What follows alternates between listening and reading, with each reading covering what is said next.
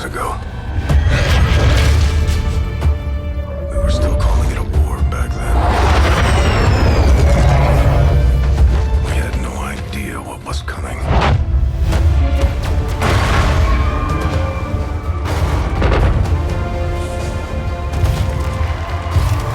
Doctor! Pupillary response normal. Vitals stabilizing. Procedure complete. Told him it would take more than that to keep you down. Welcome back, Commander. Despite being one of our favorite genres, there are far too few turn-based tactical games being released these days, with the exception of Fire Emblem and a few indie projects like the Shadowrun series. In 2012, Firaxis released Xcom Enemy Unknown, which helped breathe new life into the genre and successfully rebooted the classic UFO defense franchise. Now, 4 years later, Xcom 2 hopes to improve on all the elements of its predecessor. Taking place roughly 20 years after where the first game left off, and in an unusual sense for a sequel, Xcom 2 assumes you failed Enemy Unknown, as it now takes place in a dystopian future where the aliens have conquered Earth. Rather than defending the planet from UFOs, you're tasked with bolstering resistance cells across the globe with your mobile, flying fortress, the Avenger. This functions in the same way as your underground base from the first title, as you can upgrade it, add new facilities, as well as recruit soldiers while managing research and production.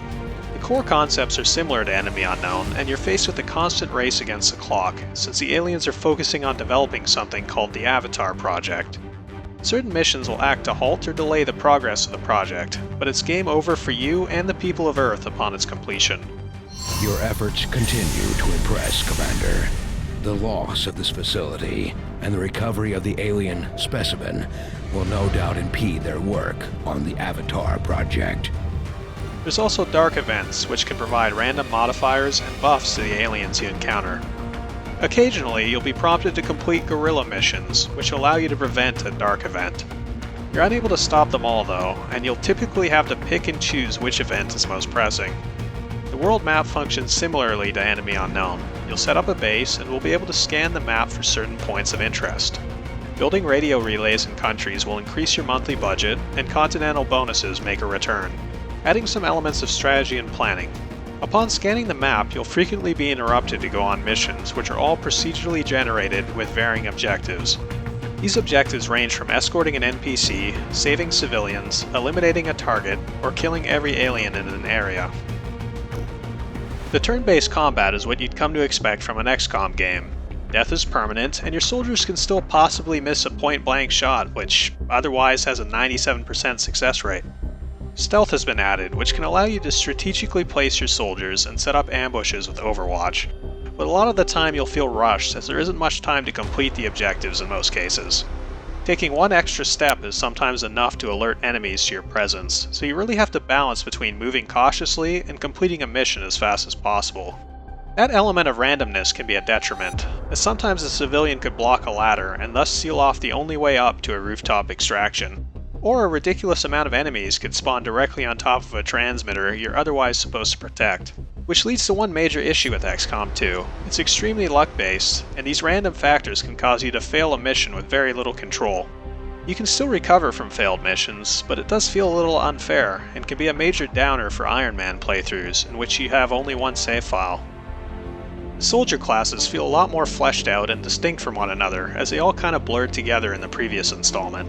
The support class has been replaced with a specialist, who functions as a team's medic and hacker. They're able to heal and support each squad mate from anywhere on the map with their drone, and they're also able to hack terminals and hostile robotic units. The sniper has been changed to the sharpshooter, which features additional ways to cover your squad, along with added pistol prowess. The assault class has become the ranger, and these are still your frontline soldiers, but are now equipped with a sword, which can absolutely devastate enemies in melee range, but still carries an element of risk, as you have to think twice about sending your soldier that close to the enemy. The heavy class has become the grenadier, and along with the Gatling gun, they're also equipped with a grenade launcher and multiple explosives, which can be essential for suppressing certain targets or leveling the destructible environments. Psionic soldiers have also been reworked into their own unique class, and have some of the most overpowered abilities in the game. The scientists and engineers play more of a role now as well. They're actually named and can be individually assigned to different projects. XCOM 2 also completely expands on the level of customization, giving a lot more appearance options for your soldiers. I spent quite a bit of time designing my troops to look like popular video game characters, and as a result, it made them all the more painful to lose when they fell in battle. Along with developing new weapons and armor, you're also able to modify your soldiers' weapons with various attachments, as well as give them performance-enhancing implants.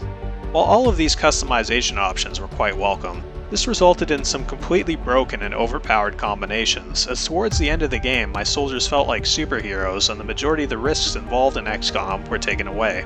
For example, I had given one of my soldiers a superior repeater, which gave him a 15% chance to instantly execute whatever target he was shooting at, and as a result I was able to one-shot the hardest enemy in the game. XCOM 2's difficulty in general is kinda spiky. While the game initially starts off as challenging, it quickly becomes too easy upon developing certain technologies. Some better pacing would have greatly alleviated this issue, because as it stands, it can switch from being so easy that it's tedious to frustrating with little warning. The biggest example of this is the final mission.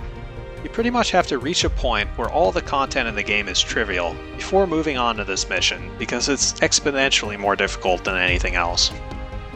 At first, there seems to be a greater variety of enemies present in XCOM 2. The majority of enemies you face are Advent troopers, human-like soldiers that support the alien regime, while more familiar aliens such as sectoids function as lieutenants and are actually a greater threat than the previous games. In the time since, this new being, the product of clear genetic manipulation, is now a familiar face to our forces operating in the field. The other aliens have also evolved over the 20-year gap between Enemy Unknown, with the Thin Men assuming their reptilian form, while the Mutons are a bit more agile. Unfortunately, the majority of aliens you face are simply variations of those found in previous games, and there are very little completely new enemies. Another problem that's prevalent in the latter half of the game is that you pretty much always fight the same enemies over and over again, which usually consists of mechs. I also had some issues with the world map. It gives you so many optional areas to scan for additional supplies and personnel, but you're interrupted every 2 seconds to take part in another randomly generated mission. There are very few actual story missions, and the procedurally generated stages can really get tedious in the latter half of the game. Another issue with the random missions and world map is that there's very little rhyme or reason going into the appearance of a stage. You could accept a mission in Africa only for there to be pine trees and snow on the ground, making no sense whatsoever. There are a lot of bugs present in the game as well, from those created as a result of the random stages to graphical glitches, laggy animations, and the odd crash. XCOM 2 promises replayability with its use of random stages, but I'd honestly prefer handcrafted levels with more of a narrative. Part of the reasons why Final Fantasy Tactics is among one of my favorite games of all time is that it alleviates any repetition which is common for games of this type by having a story. Each stage features dialogue, interesting characters, and a lot of variety between them. XCOM 2 also promises a lot of extra mod support this time around, as they've actually hired the team behind Enemy Unknown's popular Long War mod. Unfortunately, the only mods available currently are cosmetic or the odd weapon, which doesn't really add anything significant to the gameplay. The multiplayer from Enemy Unknown makes an appearance again, but it's even more of a throwaway mode this time around. You're given even less customization options than before, as you're no longer able to choose the rank and loadout of your human soldiers. The turns don't play out simultaneously, and can take an extremely long time, as there's quite a bit of additional lag between them. That combined with the crashes and random disconnects makes this mode barely playable. No, I've just been waiting on your turn. The soundtrack is well done, and changes to match the mood of the battle, as well as the enemies you encounter. Unfortunately, there isn't much variety between tracks, and it isn't as memorable as Michael McCann's soundtrack from Enemy Unknown, who was probably too busy working on Deus Ex: Mankind Divided. Ultimately, XCOM 2 makes a very strong first impression, and I had high hopes that it would stand among the giants of the genre, like Final Fantasy Tactics, Front Mission 3, and Tactics Ogre. Unfortunately, it was all downhill from there though, and towards the end of the game I couldn't wait to be done with all the randomly generated filler content. That combined with the rushed objectives and overall lack of pacing made it a bit of a disappointment. It's an improvement over Enemy Unknown in some areas, but a step back in others. XCOM 2 is by no means a bad game, and will most likely improve with DLC. We were just expecting a lot more from it. Sir, I think you want to see this. Fellow citizens, for 20 years, the Advent Coalition has worked tirelessly to repair the ravages and injustices of the old world. Under our stewardship, our cities prosper, our people flourish, and our world heals. And yet, among us, there are still those who would refuse to acknowledge the truth, who are determined to see all that we have achieved Multiple radar contacts on approach to Haven Alpha 7. That must end. Even as I speak to you today, Gun incoming on approach! Your signal's breaking up. Outlying territories to end this scourge once and for all. They're right on top of you! Losing you, Avenger. Raise them again! We will ensure your continued safety and well-being throughout this crisis.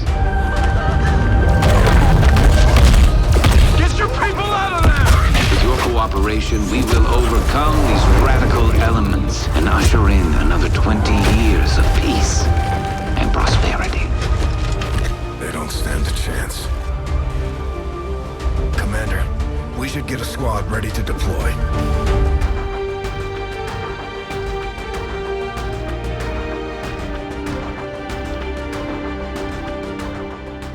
If you enjoyed this video, please like and subscribe, as we'll continue to bring you more reviews and top 10 lists throughout the year.